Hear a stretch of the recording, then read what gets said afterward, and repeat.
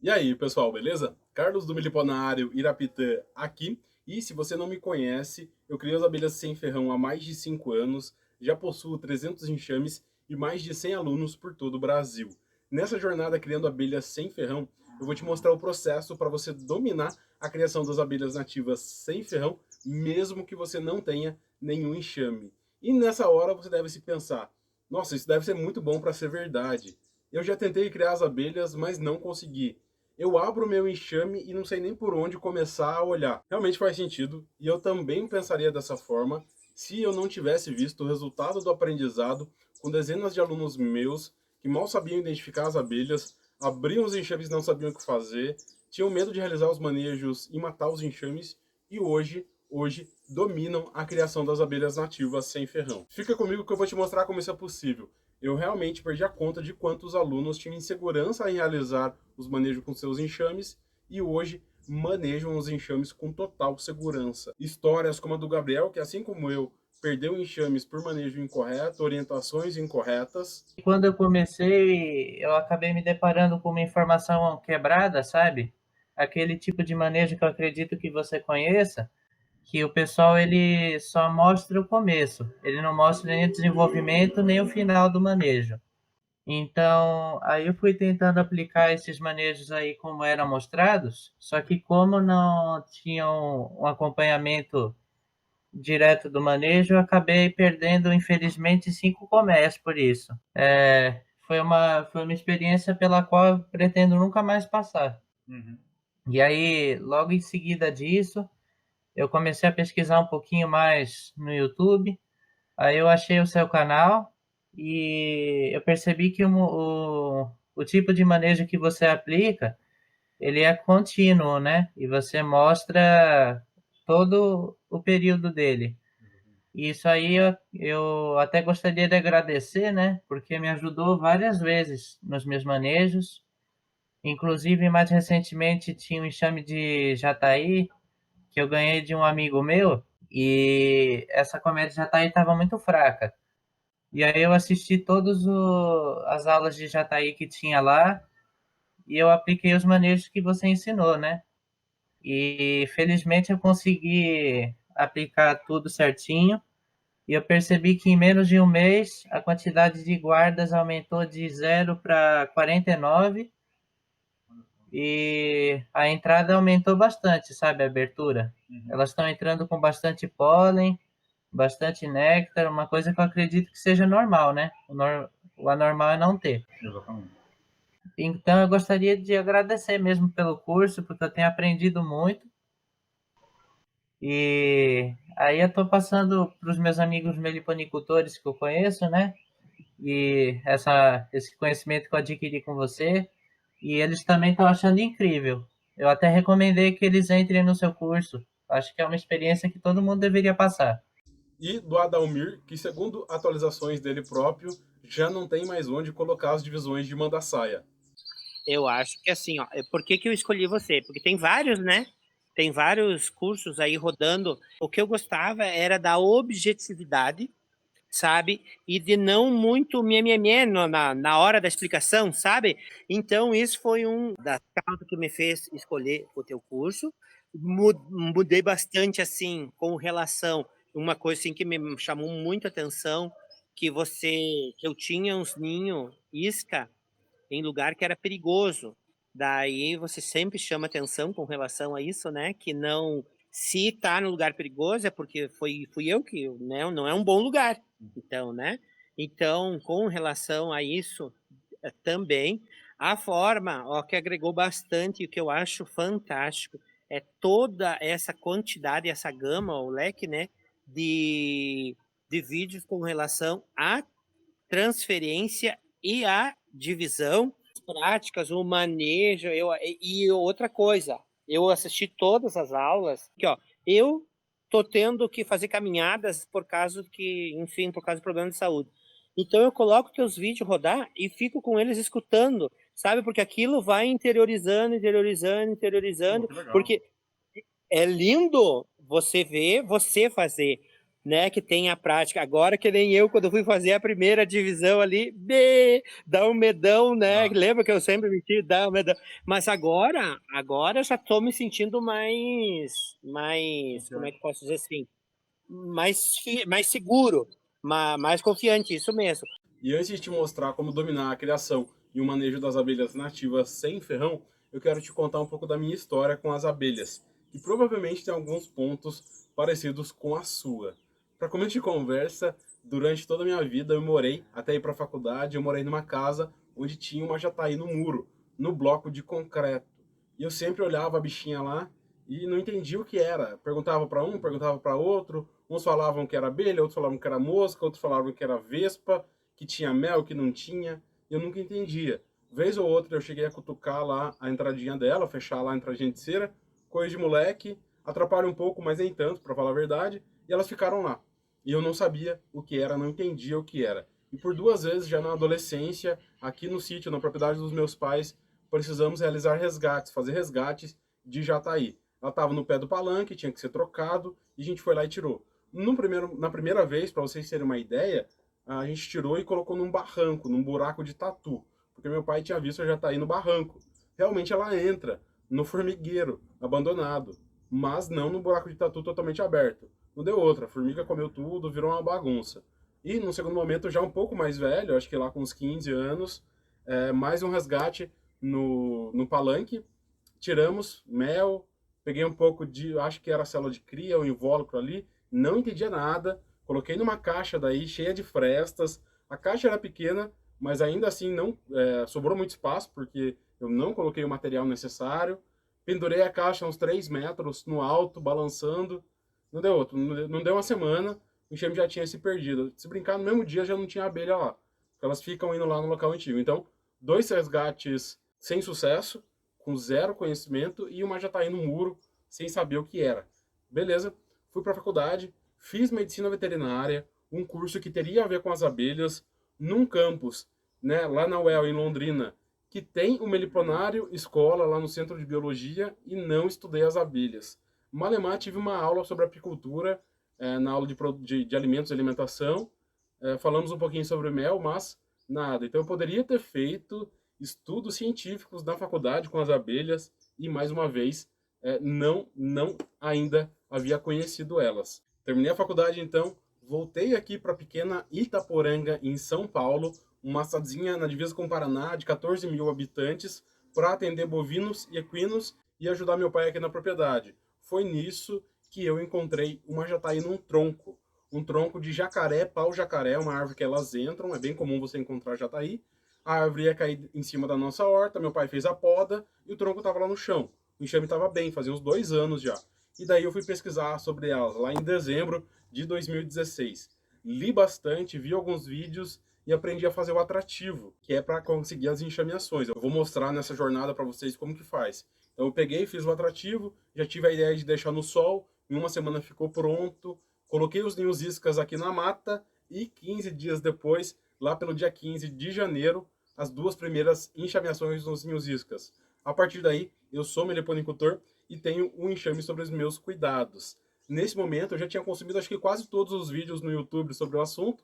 Hoje tem muito, antigamente tinha bem menos, mas tinha alguns canais, então consumi tudo que tinha. Comecei a colocar algumas coisas em práticas, já via que tinha muita informação conflitante, entrei em alguns grupos de Facebook, alguns grupos de WhatsApp, fui acompanhando, e uma dor muito grande que eu tinha naquela época e que existe até hoje é que eu via a pessoa realizando alguma coisa, uma transferência, uma divisão, uma técnica nova, um novo modelo de caixa, ela fazia aquilo, botava um enxame lá dentro e eu não via resultado.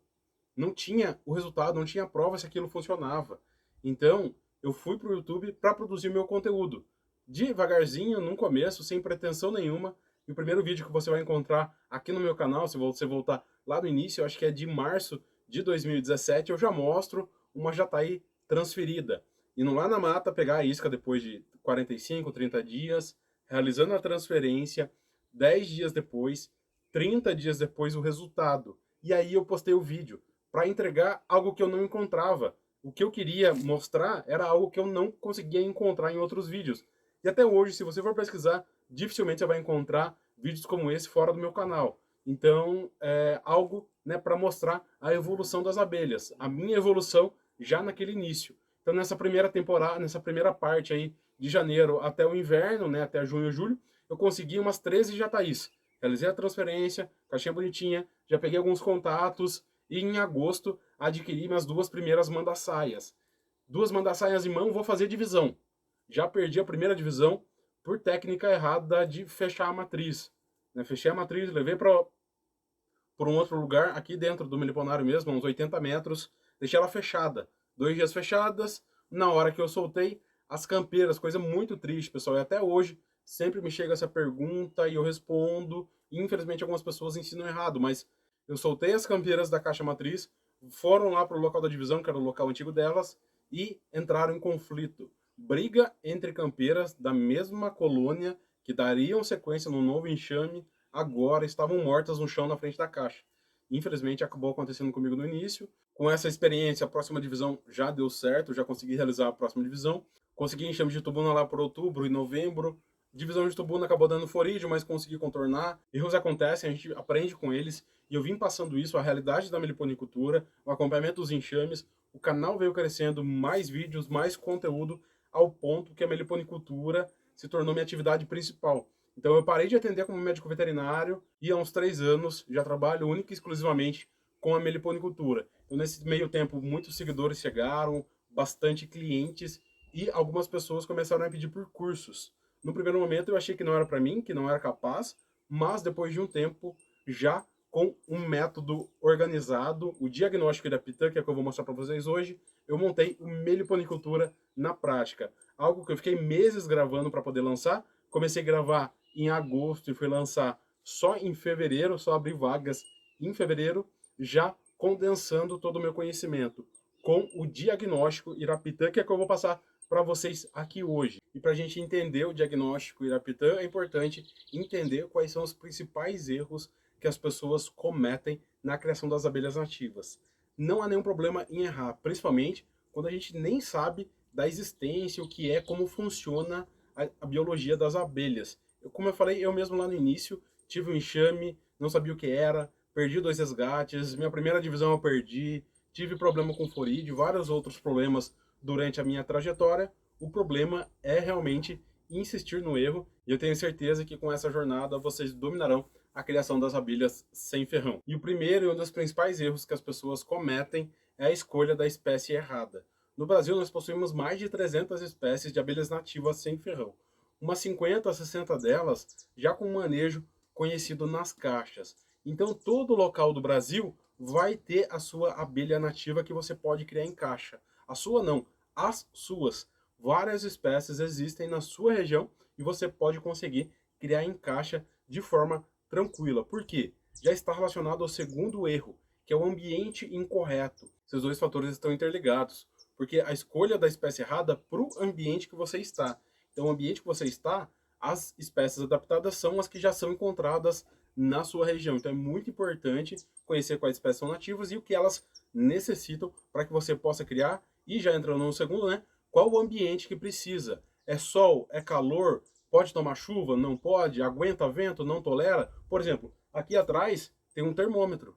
É um investimento muito barato para quem pensa em começar a criar as abelhas nativas. Um termômetro custa aí 20, 25 reais. O analógico. O digitalzinho já está 40 reais. Então, se pensar num enxame que pode custar seus 100, 150, 500 reais, é um investimento barato para um ambiente que vai durar a vida toda, como é o caso de um termômetro analógico, aquele ali de madeira atrás. E você vai saber a temperatura do seu ambiente. O terceiro erro é a caixa inadequada. Dessas 300 espécies, cada uma delas tem uma medida de volume.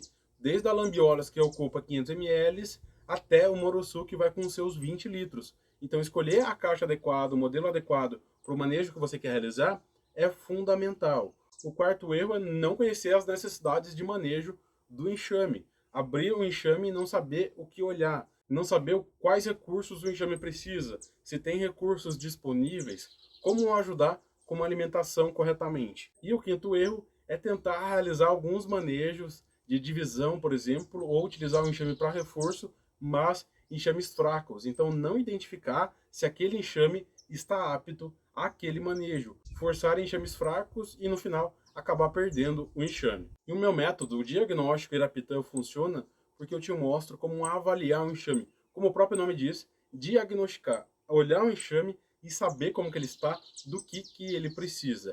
Então, no primeiro momento, a espécie adequada para sua região, que é o que a gente vai falar na aula de hoje, logo a seguir. Vou falar diversas espécies, como identificar, como diferenciar as abelhas sem ferrão. Isso é muito importante para você saber o que você pode criar ou não, aí o que pode ir bem ou não na tua região. O segundo ponto, a partir da identificação da melhor espécie, é a escolha da caixa adequada, do ambiente adequado para aquela espécie. Então, por exemplo, uma jataí, caixa 12 por 12 por 12 para o ninho, 12 por 12 por 5 para as melgueiras, num local que não pegue muito vento, que pegue o sol da manhã e seja protegida do sol da tarde. Então está resolvido, por exemplo, a questão da jataí, entender as necessidades do enxame, o ambiente, que é o primeiro pilar do diagnóstico Irapitã. São 3 pilares. O primeiro deles é o ambiente. Então, entre o ambiente ao redor da caixa e a caixa em si, responsabilidade de você que tem o enxame, você que faz a decisão para as abelhas. O terceiro ponto é avaliar se o enxame está forte ou se ele está fraco, avaliando os outros 2 pilares, que são a força de trabalho, rainha, campeiras e zangões, e o terceiro pilar, que são os recursos, mel, pólen, cera, própolis, disponíveis dentro do enxame. Avaliar se isso está suficiente ou não para garantir que o enxame não morra. Então, saber avaliar o pilar 2 e o pilar 3 é fundamental para diagnosticar a situação do enxame e intervir se necessário. Muitas das vezes, já adianto, basta você não atrapalhar as abelhas. Elas possuem uma grande capacidade de trabalho e resistência se, voltando lá no primeiro pilar, estiverem posicionadas num bom local e numa boa caixa. E, a partir daí, o quinto ponto, aproveitar dos produtos das abelhas, caso você tenha interesse. Coletar o mel da forma correta, coletar a própolis da forma correta, coletar o pólen, aproveitar os enxames para polinização, realizar o aumento do teu plantel por meio de divisões. Então, essa última parte, os manejos desejados, aquilo que você deseja. O enxame não precisa ser dividido, você não precisa coletar mel. Se você quer só uma criação por hobby, para deixar o enxame lá só para observação externa, beleza, tá tudo certo. Você escolheu o local adequado, a caixa adequada, faz revisões periódicas, às vezes uma vez por ano, às vezes uma vez a cada 2 anos. Então o enxame está lá garantido com qualidade de vida. Então, recapitulando, o pilar do local, da força de trabalho e dos recursos. Conseguir avaliar isso, você vai saber a situação do enxame, se ele precisa de alguma ajuda ou não. Então, esse é o diagnóstico Irapitã.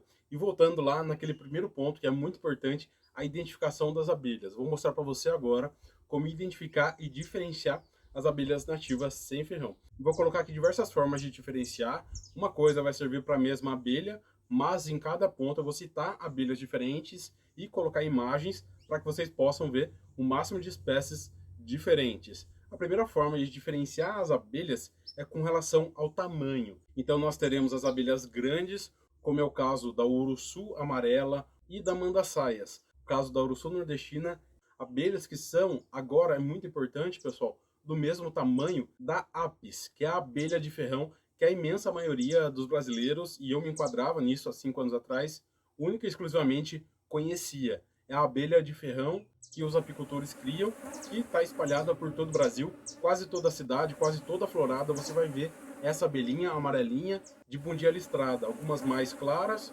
outras mais escuras, mas todas apis, todas abelhas de ferrão. Então é uma única espécie. As nativas, cada uma é uma espécie. Então é importante diferenciar essa das outras. Confundir uma apis com uma abelhinha pequena, que eu vou citar a seguir, é mais difícil. Agora, confundir com a grande, para quem está começando, é um pouco mais fácil. Então vale a pena se atentar a isso. Então nós temos a mandaçaia, Melipona quadrifaciata, a uruçu nordestina, Melipona scutelaris, uma das uruçus amarelas, que é uma das que eu crio, a Melipona mondri. Lindas abelhas, grandes, algumas vezes até maiores do que a apis, mas sem ferrão. Também cada uma possui as suas listras, a amarela não tem listras, né? Mas a mandaçaia e a nordestina tem, mas são espécies diferentes. Da abelhas de porte médio, nós temos a tubuna, que é do grupo das escaptotrigonas, que entra aí a mandaguari preta, a mandaguari amarela. Temos as trigonas, que é o caso da arapuá, Uma das abelhas que o pessoal mais vê por aí também, que é uma pretinha com a perninha de trás caramelo, é relativamente fácil de diferenciar, mas ainda assim as pretinhas não são tão fáceis.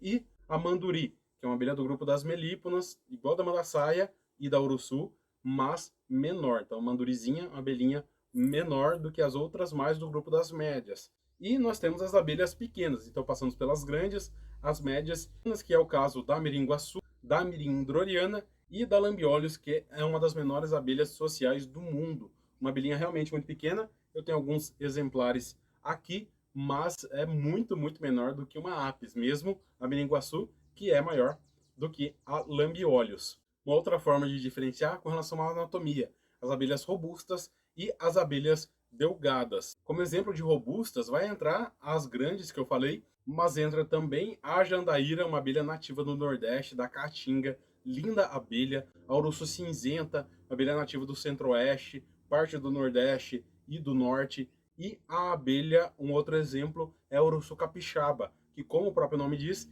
ela é endêmica do Espírito Santo, das matas do Espírito Santo, uma linda espécie de abelha nativa sem ferrão, entrando aí no grupo das robustas. Então, no grupo das delgadas, a gente tem a famosa jataí, Tetragonisca sp, que é uma das mais conhecidas, mais presentes por todo o Brasil. Temos a borá, que pode ser conhecida como jataizão, umas 3 vezes maiores do que a jataí, mas também delgadinha, fininha, isso dá para ver muito bem no voo. E a marmelada, uma abelha que gosta bastante de áreas quentes. Então, de São Paulo para cima, temos aí a marmelada, que também é uma das abelhas delgada, que possui um outro detalhe que eu vou falar a seguir para vocês. Podemos diferenciar também com relação ao comportamento, um comportamento defensivo ou calmo. Então, algumas abelhas nativas sem ferrão são mais defensivas, elas mordiscam, mas só mordiscam, a mandíbula não tem ferrão, não dá coceira que nem a formiga. Seria o caso da mandacauri preta, ainda da tubuna que a gente já comentou, da canudo, que é uma outra escaptotrigona,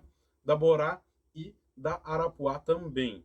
Daí a gente entra no grupo das calmas, que são a imensa maioria, como é o caso da iraí, uma das mais dóceis, mirim negrispes, uma outra abelha pequenininha, e da guaraipo, que é uma abelha grande, mas também é muito dócil, uma abelha nativa da Mata Atlântica, que gosta bastante de umidade, tanto é que um dos nomes dela é pé de pau, porque ela fica mais rente ao solo, no local mais úmido das matas. E uma outra forma de diferenciar as abelhas sem ferrão é pela entrada do ninho. Então as abelhas que fazem o tubo de cera, a entrada arraiada geralmente com barro e a entradinha simples.